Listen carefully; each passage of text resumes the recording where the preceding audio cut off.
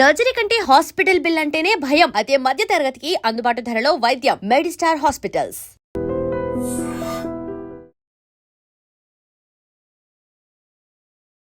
ఐడ్రీమ్ ప్రేక్షకులకు నమస్తే, నేను ఉదయశ్రీ. ఇప్పుడు మనతో పాటు స్టూడియోలో ప్రముఖ ఆయుర్వేదిక్ వైద్య నిపుణులు, వంటింటి వైద్యానికి కేర్ ఆఫ్ అడ్రస్ అయిన డాక్టర్ చిట్టిబొట్ల మధుసూదన్ శర్మ గారు ఉన్నారు. మరి చిట్టిబొట్ల మధుసూదన్ శర్మ గారు మనకు ఎన్నో వంటింటి చిట్కాలు చెబుతూ ఉంటారు మన హెల్త్కి సంబంధించి. ఇప్పుడు ఆయన అడిగి కాన్స్టిపేషన్తో చాలామంది బాధపడుతూ ఉంటారు. దానికి మనం ఇంట్లో ఎలాంటి రెమెడీని తయారు చేసుకోవచ్చు, అలాగే మార్కెట్లో ఏం అవైలబుల్ ఉన్నాయి తెలుసుకుందాం. నమస్తే సార్. నమస్తే. సో కాన్స్టిపేషన్ అనేది అంటే ఎలాంటి బాడీ తత్వం ఉన్న వాళ్ళకి ఉంటుంది, ఎందుకు ఉంటుంది సార్? సర్వసాధారణంగా వేడితత్వం ఉన్నటువంటి వాళ్ళలో కాన్స్టిపేషన్ అనేటువంటి సమస్య ఉంటుంది. బాడీలో హీట్ ఉన్నటువంటి వాళ్ళలో, అదే మనం ఆయుర్వేద పరంగా చెప్పుకోవాలంటే వాత శరీరం, వాత ప్రకృతి గల వాళ్ళలో ఈ కాన్స్టిపేషన్ అంటే వాతం అనేటువంటి యొక్క ఏదైతే ఉందో బయలాజికల్ ఫ్యాక్టర్ ఏదైతే ఉందో, ఈ వాత దోషం ఎక్కువగా ఉన్నటువంటి వాళ్ళలో, వాత ప్రకృతి ఎక్కువ ఉన్నటువంటి వాళ్ళలో ఎక్కువ శాతం మందిలో కాన్స్టిపేషన్ అంటే మలబద్ధక సమస్య కలుగుతుంటుంది. కారణం ఏంటంటే దేహం ఉన్నటువంటి నీటి శాతాన్ని ఈ యొక్క వాతం, గాలి అని ఏదైతే చెప్తామో, ఎయిర్ అనేది చెప్తామో, ఆ యొక్క ప్రభావం చేత ఆ నీటి శాతం డ్రై అప్ కావడం చేత, మలంలో ఉన్నటువంటి నీటి శాతం కూడా డ్రై కావడం చేత అలాంటి వాళ్ళకి మలబద్ధక సమస్య కలుగుతుంటుంది.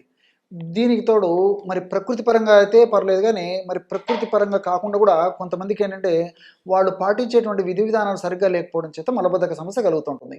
అంటే ఉదాహరణకి ఫైబర్ తక్కువగా తీసుకోవడము, అట్లే నీళ్లు తక్కువగా తాగడము, తర్వాత టయానికి ఆహారం తీసుకోకపోవడము, టయానికి రెస్ట్ తీసుకోకపోవడము, ఇలాంటి చిన్న చిన్న కారణాల వల్ల మలబద్ధక సమస్య కలుగుతుంటుంది. దీనికి తోడు fast foods, junk foods, bakery foods, cool drinks, ice creams ఇవి విపరీతంగా తీసుకోవడము, మానసిక ఒత్తిడి, కొన్ని రకాలైనటువంటి వ్యాధుల వల్ల మలబద్ధక సమస్య కలుగుతుంటుంది. కొన్ని రకాలైనటువంటి వ్యాధులకు వాడేటువంటి కొన్ని స్పెసిఫిక్ మెడిసిన్స్ కూడా అంటే ఆధునిక కృత్రిమ రసాయన ఔషధాల వల్ల, ముఖ్యంగా మానసిక వ్యాధులకు వాడేటువంటి జబ్బులు, ఔషధాలు, అదేవిధంగా పార్కిన్సన్స్ అని చెప్పేసి ఆ జబ్బు ఒక రకమైన న్యూరలాజికల్ డిసీజ్ అనమాట. అలాంటి జబ్బులకు వాడేటువంటి కొన్ని రకాలైన మందులు, కొన్ని రకాలైన బీపీకి సంబంధించినటువంటి టాబ్లెట్స్ వాడేటువంటి పరిస్థితి ఉన్నప్పుడు ఆ రకమైన టాబ్లెట్స్ వల్ల, మెడిసిన్స్ వల్ల కూడా ఈ మలబద్ధక సమస్య కలుగుతుంటుందమ్మా. ఓకే, జనరల్గా అంటే నార్మల్గా అయితే ఒక మనిషికి కంప్లీట్గా ఎవల్యూషన్స్ అనేది ఎట్లా కంప్లీట్ చేసుకోవాలి, పొద్దున ఎట్లా ఉంటే హెల్దీగా ఉన్నట్టు? కాల విరేచనం ఆరోగ్యకరణం శ్రేష్టం అని చెప్పేసి మన మహర్షులు వేలాది సంవత్సరాల క్రితమే సూక్ష్మప్రాయంగా చెప్పడం జరిగిందమ్మా. అంటే కాల విరేచనం కావాలి అంటే సమయానికి గంట కొట్టినట్టు మోషన్ అయ్యేటువంటి పరిస్థితి ఏర్పడాలి. ఈ రోజుల్లో లైట్ వేసి వెతుకున్న ఆ పరిస్థితి లేదు. ఇక్కడ ఒకటి కూడా లాజిక్ చెప్తాను చూడండి. మనము సర్వసాధారణంగా 2 సార్లు 3 సార్లు ఆహారం తీసుకుంటున్నాం, అంతే కదమ్మా? 2 సార్లు 3 సార్లు ఇన్ జనరల్గా. సరే, ఈ మధ్య కాలంలో మరి కల్చర్ పెరిగిపోయింది, నాగరికత పెరిగిపోయింది, ఫుడ్ ఐటమ్స్ ఎక్కువ పెరిగిపోయినాయి, క్రేవింగ్స్ పెరిగిపోయినాయి. 4 సార్లు అయిపోయింది. మళ్ళీ 5 సార్లు కూడా మొహమాటం కొద్దీ ఎవరైనా చెప్పినారని చెప్పేసి, ఏదో ఫ్రెండ్స్ చెప్పినారని చెప్పి మధ్యలో ఒకటి, మళ్ళీ రాత్రిపూట ఇంకొక సందర్భం బట్టి ఇంకొకటి. ఈ విధంగా ఏంటి రోజు 5 సార్లు 6 సార్లు ఫుడ్ తీసుకోవడం మొదలైపోయింది. 2 సార్లు యాక్చువల్ 2 సార్లు తీసుకోవాల్సింది 3 సార్లు అయిపోయింది, 4, 5, 6, 7 సార్లు కూడా అయిపోయింది. అలా కాకుండా కొంతమంది గంటకు ఒకసారి ఫుడ్ తీసుకునేటువంటి మహనీయులు కూడా ఉన్నారు. ఆ కేటగిరీ మనుషులు కూడా ఉన్నారండి. సో కొద్దిగా ఆకలి అయితేనే నింపేస్తుంటారు. ఈ విధంగా కూడా కొంతమంది ఉన్నారు అనమాట. కాబట్టి అంటే ఇన్నిసార్లు ఆహారం తీసుకున్నప్పుడు కనీసం రోజుకి 1-2 సార్లు మోషన్ అవ్వాలి కదండి, ఆ చెడు పదార్థము. ఇప్పుడు కనీసం 2-3 సార్లు మినిమం ఆహారం తీసుకున్నప్పుడు కనీసం 1-2 సార్లు మోషన్ కావాలి కదా.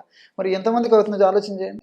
సో ఈ తీసుకునే ఆహారం పదార్థం వల్ల తయారైనటువంటి చెడు పదార్థము ఏదైతే ఈ యొక్క డెబ్రిస్ చెడు పదార్థం ఉందో, అదేవిధంగా దేహంలో జరిగేటువంటి ఈ రసాయనిక మార్పుల వల్ల, జీవక్రియల వల్ల తయారైనటువంటి మల పదార్థం ఏదైతే ఉందో, ఇవన్నీ కలిసి దేహంలో ఎక్కువ కాలము నిల్వ ఉండడం చేత వివిధ రకాల జబ్బులు వస్తాయన్నమాట. కాబట్టి ఎప్పుడప్పుడు తయారైనట్టు వితిన్ 24 అవర్స్ లోపే బయటికి విడలింపజేసేటువంటి పరిస్థితి మన బాడీకి ఉండాలన్నమాట. అలా అది లేకపోవడం చేతనే అనేక రకాలైన కొత్త జబ్బులు వస్తున్నాయి. ఉన్నటువంటి జబ్బులు కూడా తగ్గకపోవడం చేత మరి వైద్యులు కూడా అంతుపట్టిన అంత చిక్కని సమస్యగా కొన్ని జబ్బులు పరిణమిస్తున్నాయంటే ఆశ్చర్యం వేస్తుందండి. మరి ఏంటి దీనికి ఇప్పుడు మీరు ఇంట్లో చెప్పే రెమెడీ ఏంటి? ఒక రెమెడీ చెప్తాను చూడండి. ఇది తయారు చేసి పెట్టుకోవడం వల్ల చిన్నపిల్లల నుంచి పెద్దల వరకు అందరూ వాడుకోవచ్చు. ఆ రెమెడీ ఏంటంటే ఒక 30 గ్రామ్స్ రోజా పూల పొడి తీసుకోవాలి. రోజా పువ్వుల పొడి మంచి చాలా సువాసన భరితంగా ఉంటుంది. టేస్టీగా ఉంటుంది. చిన్నపిల్లల నుంచి అందరు పెద్దల వరకు వాడుకోవచ్చుమా. అంటే మార్కెట్ లో దొరికే పొడియా లేకపోతే ఫ్లవర్స్ తో మనము మనం చేసుకోవచ్చా? ఫ్లవర్స్ తెచ్చుకొని చేసుకోగలిగితే ద బెస్ట్ నేను అడ్వైస్ చేసేది. అంటే పచ్చిగా ఉంటాయి కదా అవి. ఇంట్లో పెడితే 4-5 వరకు ఎండిపోతాయమ్మా. ఆ, ఎండిపోతాయి. ఇంట్లో మనం ఆరబెట్టేసేస్తే 4-5 వరకు ఎండిపోతాయి. ఆ, బాగా ఎండిపోయిన తర్వాత మిక్సీలో వేసుకొని తయారు చేసుకోవడం కానీ లేకపోతే దంచి తయారు చేసుకోవడం కానీ ఫస్ట్ మెథడ్. ఆ, ఇన్ కేస్ అలా వీలు కానటువంటి పక్షంలో ప్రామాణిక కంపెనీ వాళ్ళు తయారు చేసేటువంటి రీసెంట్గా మనం ప్యాక్ చేసినటువంటి ఆ రోజా పూల పొడి దొరికినట్లయితే అది కూడా వాడుకోవచ్చు అనమాట. Mm. ఆ రోజా పూల పొడి ఫర్ ఎగ్జాంపుల్ ఒక 30 grams తీసుకోవాలి. అట్లే సునాముఖి పొడి అని చెప్పేసి దొరుకుతుందండి. సునాముఖి దాని పేరు. ఎండించినటువంటి ఆకులు మార్కెట్లో దొరుకుతాయి, పౌడరు మనకు మార్కెట్లో దొరుకుతుంది. ఆ పౌడర్ కూడా చాలా సులువుగా తయారు చేసుకోవచ్చు. ఆకులు మిక్సీలో వేసేస్తే చాలా ఫాస్ట్గా పౌడర్ అయిపోతుంది విత్ ఇన్ 1 minute. సో వీలైనంత వరకు అట్లా తెచ్చుకొని తయారు చేసుకోవడం మంచిది. ఆ పొడి సునాముఖి ఆకు పొడి ఒక 30 grams తీసుకోవాలి. అట్లే ఒక 30 grams కరక్కాయ పెచ్చుల యొక్క పొడి. కరక్కాయలు, సో కరక్కాయలు మనకు మార్కెట్లో కరక్కాయలు దొరుకుతాయి, కరక్కాయ పెచ్చులు దొరుకుతాయి. కరక్కాయ పెచ్చుల నుంచి తయారించిన పొడి దొరుకుతుంది. సో కరక్కాయ పెచ్చుల యొక్క పొడి 30 grams. ఈ 3 పదార్థాలు ఒక్కొక్కటి 30 grams చొప్పున తీసుకుని అన్నిటిని బాగా కలిపేసేసి ఒక గాజు సీసాలో నిల్వ ఉంచుకొని రోజు రాత్రి పడుకునేటప్పుడు ఒక 50 ml వాటర్లో 1/2 teaspoon నుంచి 1/2 teaspoon వరకు, సమస్య మరీ ఎక్కువగా ఉంటే 1/2 teaspoon వరకు కూడా వాడుకోవచ్చండి. సమస్య కొద్దిగా ఉంటే 1/2 teaspoon వాడుకుంటే సరిపోతుంది. వాటర్లో కలిపి తీసుకోవచ్చు. దీన్నే తేనె వాడదైనటువంటి వాళ్ళందరూ కూడా తేనెతో కలిపి తీసుకోవచ్చు. లేకపోతే ఒక 50 to 100 ml గోరువెచ్చని మిల్క్లో కలిపి తీసుకోవచ్చు. ఇలాగ తీసుకున్నా మరి చాలా సమర్థవంతమైన ఫలితాలు కలుగుతాయి. ఎక్కువ శాతం మందిలో విత్ ఇన్ ఫస్ట్ డే ఒక్క డోసు వాడినప్పటికీ దాని రిజల్ట్ కనిపిస్తుంది. కొంతమందిలో మాత్రం ఒక 2-3 రోజులు వాడేసరికి దాని ప్రభావం కనిపిస్తుంది.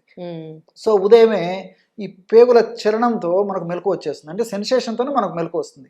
సో మోషన్కి వెళ్ళిన తర్వాత కూడా మరి నిమిషాల తరబడి ఏదో అవర్స్ టుగెదర్ కూడా వెయిట్ చేసి ముక్కి మూలికి ఇబ్బంది పడకుండా న్యాచురల్గా ప్రేగుల కదలిక జరిగి ఎలాంటి ఇబ్బంది లేకుండా సునాయాసంగా లోపల తయారైనటువంటి మల పదార్థం అంతా ఈజీగా బయటకు వచ్చేస్తుంది అనమాట. సో సంపూర్ణంగా వచ్చినటువంటి పరిస్థితి కూడా ఏర్పడుతుంది. కాబట్టి ఈ విధంగా రోజు రాత్రిపూట తీసుకోవడం వల్ల సమర్థవంతమైన ఫలితాలు కలుగుతాయి. ఇప్పుడు వేరే మెడిసిన్స్ వాడుతున్న వాళ్ళు, అలోపతి మెడిసిన్స్ వాడుతున్న వాళ్ళు, ఏ ఏజ్ వాళ్ళైనా కానీ ఇప్పుడు మీరు చెప్పిన పౌడర్ వాడొచ్చా? అలోపతి వాళ్ళు ఫర్ ఎగ్జాంపుల్ ఈ లాక్సిటివ్స్ వాడుతుంటారు. అలాంటి వాళ్ళు వాడే పడితే అది ఆపేసేసి లాక్సిటివ్స్ అనేటువంటి అలోపతికి సంబంధించినటువంటి మందులు ఇది వాడుకుంటే సరిపోతుంది. అట్లా ఏ వయసు వాళ్ళని వాడుకోవచ్చు నేను చెప్పినటువంటి పౌడర్. కానీ చిన్న వయసు వాళ్ళైతే ఫర్ ఎగ్జాంపుల్ 10 సంవత్సరాలు 15 సంవత్సరాలు ఇలాంటి చిన్న పిల్లలకైతే ఈ డోస్ 1/2 teaspoon కాకుండా అందులో సగం తగ్గించాలి. అదేవిధంగా ఒక 2 సంవత్సరాల నుంచి 5 సంవత్సరాలు ఏజ్ ఉన్నటువంటి వాళ్ళైతే 3-4 చిటికెల నుంచి దాదాపు 1/2 స్పూన్లో సగం తీసుకోవాలి. అట్లా వయస్సును బట్టి తీసుకుంటే మంచి రిజల్ట్స్ ఉంటాయి. ఎక్కువ శాతం మంది నేను చెప్పినట్లు with in first day result వస్తుంది. కొద్ది శాతం మందిలో మాత్రం 2-3 రోజులు వాడితే కానీ రాదు. అదే ఇంకొకటి ఏంటంటే ఇక్కడ మనం మరొకటి చెప్పుకోవాల్సింది ఏంటంటే ముఖ్యంగా ఈ పసిపిల్లలు పాపం వాళ్ళకు నోరు లేదు, ఏడుస్తుంటారు, కడుపులో అజీర్ణంగా ఉంటుంది, పాలు జీర్ణం కావు, పొట్ట ఉబ్బరంగా ఉంటుంది, మోషన్ కాకపోవడం చేత కడుపు నొప్పి, పోటు, సంకటము, అనీజీ, డిస్కంఫర్ట్ అని ఉంటాయి. సో తల్లులు వాళ్ళ ఆ బాధను గమనించే తల్లులు కనుక్కొని ట్రీట్మెంట్ ఇవ్వాల్సింది తప్ప మరి పసిపిల్లలు చెప్పుకోలేరు. సో అలాంటి పరిస్థితి ఉన్నప్పుడు తల్లులు కూడా ఏం చేయాలంటే మరి జస్ట్ ఒక పించ్ ఆఫ్ దట్ పౌడర్ తీసుకొని సన్వాలతో రంగరించేసేసి కానీ లేకపోతే తేనెతో రంగరించి కానీ నాలుగు చేస్తే చప్పరించి మింగేస్తారు పిల్లలు. సో చాలా ఫాస్ట్గా రిజల్ట్ వస్తుందమ్మా. సో పొట్ట ఉబ్బరం తగ్గిపోతుంది, పొట్ట నొప్పి తగ్గిపోతుంది, తర్వాత పొట్టలో కంఫర్టబిలిటీ వస్తుంది, బాగా ఆకలి అయిపోతుంది, ప్రేగుల చలన శక్తి జరిగి బాగా మోషన్ అయిపోతుంది. చిన్నపిల్లలు అంత హుషారుగా ఆరోగ్యవంతంగా ఉల్లాసవంతంగా ఉండేదానికి కూడా ఉండేటువంటి పరిస్థితి ఏర్పడుతుంది. ఇందాక మీరు అంటే ఆహారపు అలవాట్లు మారిపోయాయి, చాలా ఎక్కువ సార్లు తింటున్నారు అని అంటున్నారు కదా, అంటే అట్లా తినొద్దా? కొంతమందికి స్నాక్స్ తినే అలవాటు ఉంటుంది. ఇప్పుడు మార్నింగ్ తింటారు, ఆఫ్టర్నూన్ తింటారు, నైట్ మనం హెవీ మీల్స్ తీసుకుంటాం, మధ్యలో స్నాక్స్ లాంటివి తీసుకుంటూ ఉంటారు. అట్లా తీసుకొచ్చా. కొంతమందికి ఏమో గంటకు ఏదో ఒకటి తినడం అలవాటు ఉంటుంది, లంచ్ లైట్గా తీసుకుంటారు. అసలు ఆహారం అనేది మార్నింగ్ టు నైట్ వరకు ఎట్లా తీసుకోవాలి? నిజంగా చెప్పాలంటే మనం పూర్వకాలం పెద్దల పద్ధతిలో మరి పెద్దల మాట సర్దిముట అని చెప్పేసి వాళ్ళు పాటించిన విధానం చాలా చాలా మంచిదమ్మా. సాయం ప్రాతర్ మనుష్యాణం అశనం వేద నిర్మితం అంటుంది మన వేదశాస్త్రం. సాయం ప్రాతర్ మనుష్యాణం అశనం వేద నిర్మితం, 2 సార్లు మనం ఆహారం తీసుకోవాలి. పూర్వకాలం అంతా మరి ఏకభుక్త, అది ఒక భోజనం చాలా మంచిది, కానీ ఏదో పెద్ద పెద్ద వాళ్ళకు ఋషి పొంగోలకు సరిపోతుంది కానీ అందరికి సామాన్య మానవునికి వీలు పడదు కాబట్టి సో మనం 2 పూట్ల ఆహారం తీసుకుంటే సరిపోతుందమ్మా. సో ఉదయం ఒకసారి సాయంత్రం ఒకసారి తీసుకుంటే సరిపోతుంది. మనకు తీసుకునేటువంటి విధానం కానీ ఆహారం వండుకునేటువంటి విధానం కానీ సరిగ్గా తెలియక అవగాహన లోపంతో వాటిని సరిగ్గా తయారు చేసుకోలేక అటువంటి ఆహారం తీసుకోవడం వల్లనే ఇలాంటి ఇబ్బందులు ఎదురవుతున్నాయి. ఫర్ ఎగ్జాంపుల్ ఉదయం పూట ఇడ్లీ, తర్వాత దోశ, తర్వాత ఈ చపాతి, ఉప్మా ఇలాంటివి తీసుకోవడం చేత వీటిలో ఎక్కువ కార్బోహైడ్రేట్స్ ఉండడం చేత కార్బోహైడ్రేట్స్ ఉన్నటువంటి ఈ యొక్క ఆహార పదార్థాలను తీసుకున్నప్పుడు త్వరగా జీర్ణమయ్యేసి వెంటనే మళ్ళీ ఆకలి అయిపోతుంది. ఫర్ ఎగ్జాంపుల్ మీరు బ్రెడ్ తీసుకోండి, మైదా పిండితో చేసినటువంటి బ్రెడ్, తర్వాత ఇట్లాంటి బేకరీ ఐటమ్స్ తీసుకున్నారు అనుకో ఫర్ ఎగ్జాంపుల్, సో 1 గంట 2 గంటలు మళ్ళీ ఆకలి అయిపోతుంది. క్రేవింగ్ వచ్చే కొద్దీ మళ్ళీ ఫుడ్ తీసుకుంటాం. సో ఫుడ్ తీసుకునే కొద్దీ మళ్ళీ జీర్ణం అయిపోతుంది. అదంతా ఫ్యాట్ కింద మారిపోవడము, షుగర్ కింద మారిపోవడము, మరొక చెడు పదార్థం కింద మారిపోవడం జరుగుతుంది. కాబట్టి తీసుకునే ఆహారంలో మరి ఫైబర్ ఎక్కువ ఉండాలి, ప్రోటీన్స్ ఎక్కువ ఉండాలి, అవసరాన్ని బట్టి కార్బోహైడ్రేట్స్ ఉండాలి. ఈ విధంగా సంతులిత ఆహారం తీసుకున్నప్పుడు ఇలాంటి ప్రాబ్లమ్స్ ఉండవమ్మా. మనకు తెలియక అందులో ముఖ్యంగా ఏంటంటే ఇప్పుడు తీసుకునేటువంటి ఈ ఆహార పదార్థాలు కూడా కార్బోహైడ్రేట్స్ ఎక్కువ తింటున్నాం. ఉదయం కార్బోహైడ్రేట్ ఫుడ్డే త్వరగా జీర్ణం అయిపోతుంది. పాలిష్డ్ ఫుడ్, ముఖ్యంగా కార్బోహైడ్రేట్స్ అంటే మొత్తం పాలిష్ చేసినటువంటి ఇడ్లీ, దోశ, ఉప్మా, తర్వాత చపాతి, మీరు ఏదైనా తీసుకోండి మొత్తం పాలిష్ చేసినటువంటి ఆ యొక్క ధాన్యాలతోనే చేసుకుంటారు. మధ్యాహ్నం భోజనం అట్లా అయిపోయింది, రాత్రిపూట తీసుకునే ఆహారం అయిపోయింది. సో దీనివల్లనే మరి త్వరగా జీర్ణం అయిపోతుంది, త్వరగా ఆకలి అయిపోతుంది. అలా కాకుండా సంతులిత ఆహారం తీసుకోవడం వల్ల ఎలాంటి ప్రాబ్లం ఉండదు. Right, thank you sir. Okay. And for more videos, Please subscribe to iDream. Please subscribe to iDream. Please subscribe iDream. And please subscribe to iDream. For more videos, subscribe to iDream. please like, share and subscribe to the channel. Congratulations, iDream. Subscribe to iDream. Subscribe to iDream. So subscribe to iDream Media. iDream ki iDream team అందరికి huge congratulations. Please subscribe iDream Media. Please subscribe to iDream. Subscribe iDream. Please subscribe to iDream. iDream అంటే నా కళల channel subscribe చేసుకున్న నోరు తిరుగుతలేదు, మీరైతే గంట గుర్తు కొట్టండి. For more such videos, please subscribe to iDream. Subscribe to iDream. Please subscribe to iDream. Please subscribe iDream Media. Please do subscribe to iDream. Please subscribe to iDream Media. For best entertainment and information, please subscribe iDream. And don't forget to subscribe to iDream.